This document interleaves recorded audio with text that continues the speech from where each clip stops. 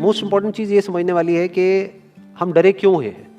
क्योंकि मीडिया ने हमको डरा दिया इस वजह से हम डरे हुए हैं, या सब डरे हुए हैं इसलिए हम डरे हुए हैं, या कोई रीज़न है हमारे डरने के पीछे। बेसिकली जो इन्फॉर्मेशन है जिसके बेस पे हम सोच रहे हैं वो इन्फॉर्मेशन सही इन्फॉर्मेशन नहीं है, वो कंप्लीट इन्फॉर्मेशन नहीं है, वो इनकम्प्लीट इन्फॉर्मेशन है। इस वजह से हम डरे हुए हैं। अगर एक बार क्लियर हमारे पास में इन्फॉर्मेशन आ जाए, हमको क्लियरली समझ आ जाए कि एग्जैक्टली हो क्या रहा है, तो हो सकता है हमारा जो डर है वो बहुत ही कम हो जाए या फिर बिल्कुल ही खत्म हो जाए। करंट सिचुएशन ये है कि नियर अबाउट 2 लाख केसेस हो चुके हैं इंडिया में, करीब करीब 5,800 डेथ्स हो चुकी हैं, 40 लाख टेस्ट हो गए हैं। और ये सबसे इंपॉर्टेंट है समझना हमको कि इस टेस्ट का क्या रोल है, जो भी हमारा डर है उससे उसका क्या कनेक्शन है। तो अगर मैं किसी से भी पूछूंगा कि भाई आप क्यों डरे हुए हो, वो कहेंगे कि इसमें डेथ रेट बहुत ज़्यादा है। मैं कहूँगा कितना ज़्यादा है, तो वो कहेंगे 2 लाख में से 5800 की डेथ हो गई है। तो दैट मीन्स कितना हो गया डेथ रेट, नियर अबाउट 3% हो गया। 3% का मतलब कि 100 लोगों को होता है, उसमें से 3 की डेथ हो जाती है। क्या ये सच है? पहले इसको समझने की कोशिश करते हैं कि 3% ये कितना है। टेस्ट कितने हुए अभी तक? 40 लाख हुए हैं। और अगर किसी को देखना है कि कितने टेस्ट हुए हैं, कितने हो रहे हैं डेली बेसिस पे, तो एक वेबसाइट है worldometers.info, वहां पर जाकर के आप देख सकते हो कि डेली बेसिस पे कितने टेस्ट बढ़ रहे हैं, किस किस कंट्री में कितने कितने हैं, वो सब आ जाएगा उसके अंदर। तो अब ये टेस्ट समझना जरूरी क्यों है? क्या इंडिया की पॉपुलेशन 40 लाख है? नहीं है। इंडिया की पॉपुलेशन क्या है? 130 करोड़। उसमें से टेस्ट कितने हुए हैं? 40 lakh, which is not even 1%। 1% भी देखे तो 1 करोड़ 30 लाख होता है। तो 40 लाख टेस्ट हुए, जिसमें से केसेस कितने डिटेक्ट हुए? Near about 2 lakh. ये बिल्कुल ऐसा है जैसे मान लो कि अगर मैं आपसे पूछता हूं कि दिल्ली में रोड्स के ऊपर कितने एक्सीडेंट होते हैं, तो आप क्या कहोगे? आप कहोगे भाई मुझे नहीं पता।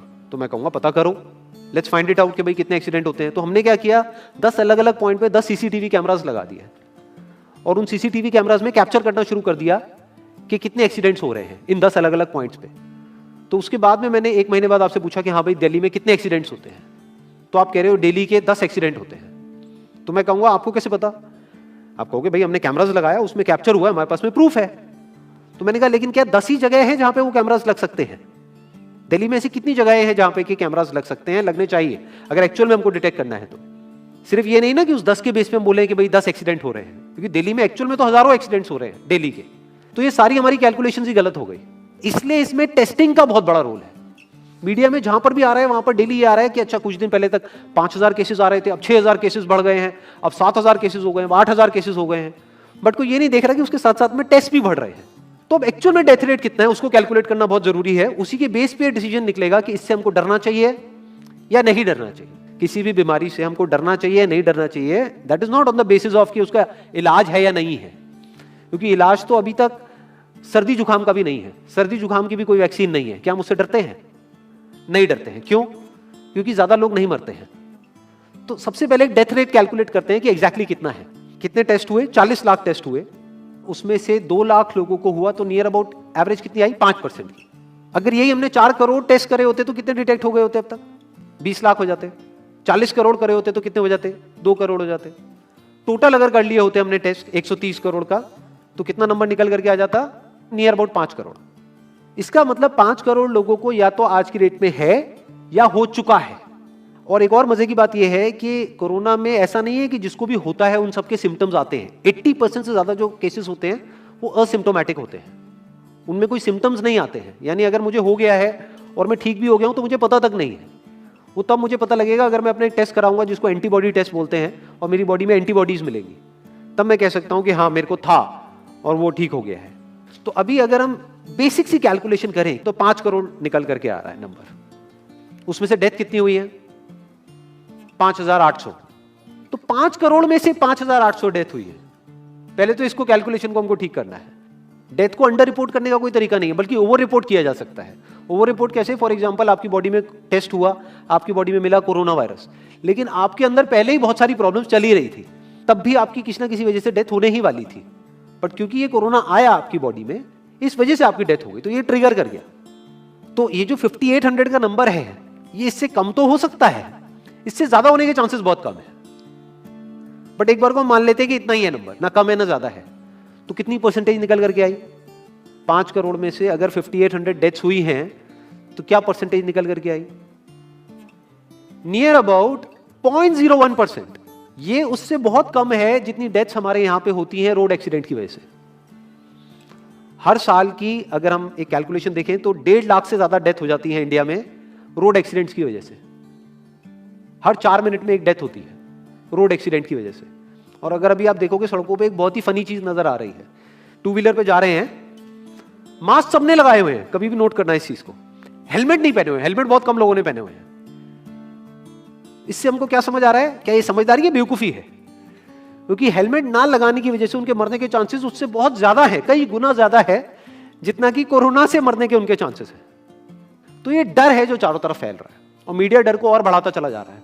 और क्योंकि सही इंफॉर्मेशन किसी के भी पास में नहीं है या सही कैलकुलेशन किसी के पास में नहीं है, ये जो अभी हम कर रहे हैं इसको मैथमेटिकल मॉडलिंग बोलते हैं। यानी एक डेटा को देख करके एक मॉडलिंग करी जाए और फिर समझा जाए कि एक्चुअल में जो सही डेटा है वो क्या है। ये नहीं कि लिमिटेड डेटा के बेस पे हम कोई भी कंक्लूजन ड्रॉ कर लें और उसके बेस पे डरते रहें। तो अगर इसका डेथ रेट 0.01% है तो हम सब इतना डर क्यों रहे हैं? क्या कुछ और है जिससे हमको डरना चाहिए, जिससे हम नहीं डर रहे हैं, जिसके बारे में कोई बात नहीं कर रहा है, जो इससे लाख गुना ज्यादा भयानक है? मतलब कोरोना से लाख गुना ज्यादा खतरनाक कुछ है जिससे हम नहीं डर रहे हैं और इससे हम डर रहे हैं। वो क्या है जिससे हमको डरना चाहिए? अनएम्प्लॉयमेंट। अभी पीछे कुछ आर्टिकल्स आए थे न्यूज़पेपर में जहां पे एक फिगर आई थी निकल करके, I am not too sure ये फिगर कितनी सही है कितनी नहीं है, जहां पे आया था कि 13 करोड़ लोग अनएम्प्लॉयड हो गए। इस फिगर से हमको डरना चाहिए। 13 करोड़ लोग अनएम्प्लॉयड होने का मतलब हम समझते हैं कि इसका मतलब क्या है? इसका मतलब ये, अगर इकोनॉमी पॉइंट ऑफ व्यू से देखोगे, कि ये जो 13 करोड़ लोग हैं ये अपने जो खर्चे हैं वो अब बहुत ही लिमिट में कर देंगे। जिस बंदे की नौकरी चली गई है, क्या वो जाकर के मार्केट में नए कपड़े खरीदेगा? क्या अपने बच्चों के लिए खिलौने खरीदेगा? ट्रैवल एंड टूरिज्म तो भूल ही जाओ। ऐसी और हजारों इंडस्ट्रीज हैं जिनकी धज्जियां उड़ जाएंगी क्योंकि डिमांड कम हो जाएगी ओवरऑल इकोनॉमी के लेवल पे। जब डिमांड कम होगी तो क्या करना पड़ेगा इन ब्रांड्स को, इन कंपनीज को क्या करना पड़ेगा, इन मैन्युफैक्चरर्स को क्या करना पड़ेगा? अपनी सप्लाई को कम करना पड़ेगा। जितनी उन्होंने सप्लाई कम करी, अनएम्प्लॉयमेंट और बढ़ गया कि आज जो नंबर 13 करोड़ है वो बढ़ करके कितना हो गया? 20 करोड़। यानी पूरा का पूरा लूप बन जाएगा। इस लूप को बोलते हैं रिसेशन, जो ग्लोबली ऑलरेडी रिसेशन आ चुका है। और अगर यही रिसेशन और डीप होता चला जाए तो उसको बोलते हैं डिप्रेशन, जहां से एक इकोनॉमी को बाहर आने में 5 से 10 साल लगते हैं। तो इकोनॉमी का पहले ही बुरा हाल था, प्लस इस कोरोना की वजह से और बुरा हाल हो गया है, प्लस जो रहा सहा हमारा जो अपना डर है वो सिचुएशन को और खराब करता चला जा रहा है। और इस डर को हर कोई बढ़ा रहा है, कोई भी कम करने का काम नहीं कर रहा है। एक्चुअल में अगर आप मेरे स्टैंड पॉइंट से देखोगे तो डरने की कोई जरूरत ही नहीं है, क्योंकि जो डेथ रेट है वो बहुत ही कम है। तो हम डर क्यों रहे हैं? सोचो। बस इसलिए कि डेथ नहीं होनी चाहिए। अगर यही हमारा ऑब्जेक्टिव है कि डेथ नहीं होनी चाहिए, मतलब हम कहते हैं कि किसी की डेथ नहीं होनी चाहिए, तो फिर तो लॉकडाउन परमानेंट हो जाना चाहिए। सड़कों पे निकलना ही नहीं चाहिए, क्योंकि सीधा सीधा 1.5 लाख डेथ बचेंगी। 1.5 लाख लोग जो हर साल एक्सीडेंट में मरते हैं उनको हम बचा सकते हैं ना, उनकी लाइफ बच जाएगी। परमानेंट कर दो लॉकडाउन को। कैसा है आइडिया?